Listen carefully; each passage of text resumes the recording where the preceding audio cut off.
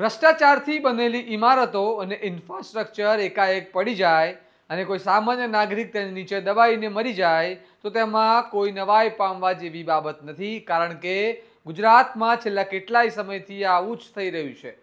આજે વડોદરા સેન્ટ્રલ બસ સ્ટેન્ડના ઉપરના ભાગનું સ્ટ્રક્ચર અચાનક પડી જતા અફરાતફરી મચી ગઈ અને તે કાટમાળ નીચે દબાઈને એક વ્યક્તિનું કરુણ મોત નીપજતા મામલો ખૂબ જ ગંભીર બની ગયો છે અને તંત્રની કામગીરી પર ગંભીર સવાલો ઊભા થઈ રહ્યા છે. કારણ કે આ કોઈ જૂનું બાંધકામ નહોતું. 2014માં જ બનાવેલું હતું, જેનું ઉદ્ઘાટન મોદી સાહેબે કર્યું હતું. આ મામલો હવે રાજકીય રંગ પણ પકડી રહ્યો છે. શું છે સમગ્ર મામલો? આવો વિગતે વાત કરીએ આ અહેવાલમાં.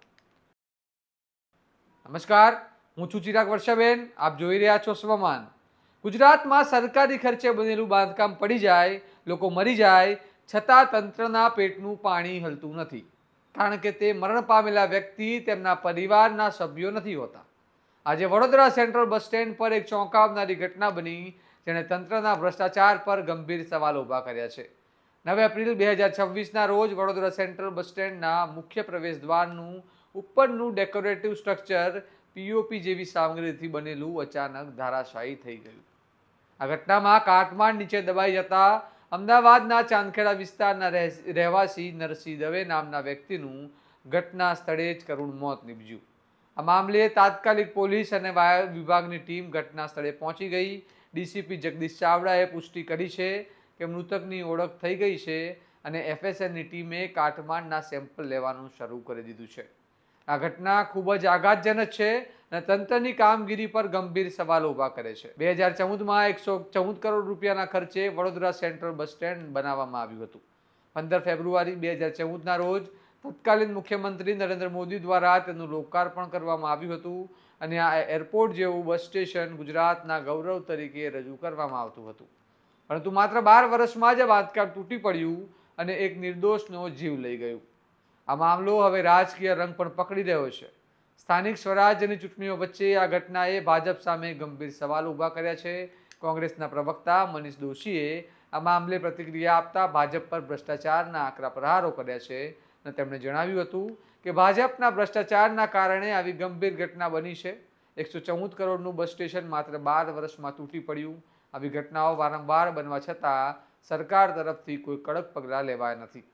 ભાજપ માટે ભ્રષ્ટાચાર અને કટકી કમિશન જ સ્વાભાવિક છે.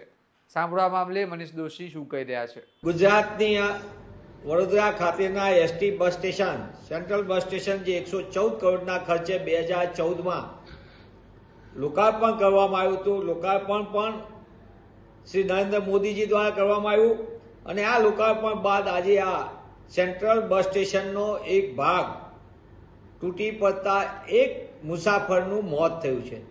એક નાગરિકનો જીવ ગયો, અનેક લોકો ઘાયલના સમાચાર આવે છે. પણ આ સેન્ટ્રલ બસ સ્ટેશનનો જે રીતે તકલાદી કામ થયું, ભ્રષ્ટાચાર થયો, 114 કરોડ રૂપિયાની માતબર રકમથી બનેલું આ બસ સ્ટેશન અને એની આ રીતે ધડાકાભેર તૂટી પડે એની છત દેખાડે છે કે ગુજરાતમાં વધુ એક વખત ભ્રષ્ટાચારનો બોલતા પુરાવા રૂપે આ બસ સ્ટેશન તૂટી પડ્યું છે. આ બસ સ્ટેશન જેને બનાવવા આપ્યું હતું, આવું ને આવી એક ટાંકીના પર કોન્ટ્રાક્ટર હતા. ટેસ્ટિંગ વખતે એ પણ તૂટી પડ્યું. એ પણ ભાજપાના ચંદાદો ધંધાલોની નીતિ. સેન્ટ્રલ બસ સ્ટેશનના બી કોન્ટ્રાક્ટર ચંદાદો ધંધાલોના.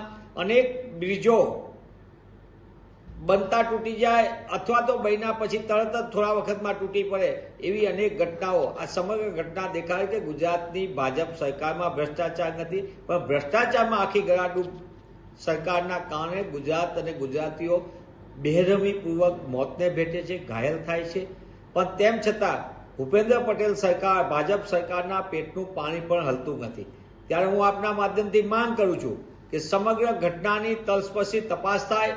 આવા તકલાદી બાંધકામો માનવ જિંદગીનો ભોગ લે છે, તેની માટે જવાબદાર કોણ, જવાબદારી નક્કી થવી જોઈએ અને સમગ્ર બાબતમાં જે કોઈ નાણાકીય ગોલમાલ થયો એટલે કે કટકી, કૌભાંડ, કમિશન અને કમલમ, એનું જે આખું નેક્સસ છે એની પણ તપાસ થવી જોઈએ. નોંધનીય છે કે આ પહેલા પણ સુરતમાં 21 કરોડના વોટર ટેન્કના ધસી જવાના બનાવમાં ભ્રષ્ટાચારની ગંભીર શંકા વ્યક્ત કરવામાં આવી હતી, જેમાં 5 લોકોની ધરપકડ કરવામાં આવી હતી. તે બનાવમાં સરકારે તાત્કાલિક કાર્યવાહી કરીને એન્જિનિયરોને સસ્પેન્ડ કર્યા હતા અને કોન્ટ્રાક્ટરને ચૂકવણી રોકી દીધી હતી.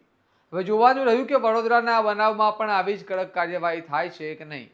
વડોદરા સેન્ટ્રલ બસ સ્ટેશનના ડિવિઝન ડિરેક્ટર JN પટેલે જણાવ્યું છે કે તૂટી પડેલો ભાગ મુખ્ય માળખાનો નહીં પરંતુ ડેકોરેટિવ ગેટનો હતો. પરંતુ તેમ છતાં જો બિન સ્ટ્રક્ચરલ તત્વો પણ જીવલેણ બની શકે છે તો તે બાંધકામની ગુણવત્તા અને જાળવણીની દેખરેખ પર ગંભીર સવાલ ઊભા કરે છે. આ ઘટનાએ સ્થાનિક સ્વરાજ્યની ચૂંટણી પહેલા ભાજપ પર ગંભીર સવાલો ઊભા કરી દીધા છે. હવે જોવાનું રહ્યું કે આ ઘટના પછી લોકો ભાજપ પર વિશ્વાસ કરશે કે ચૂંટણી સમયે આવી ઘટનાઓ ભૂલી જશે. આ મામલે તમારું શું માનવું છે અમને કમેન્ટ કરીને જણાવો. અને આવા જ વિશ્લેષણાત્મક અહેવાલ માટે સ્વમાનને લાઇક, શેર અને સબસ્ક્રાઇબ કરવાનું ભૂલતા નહીં. નમસ્કાર.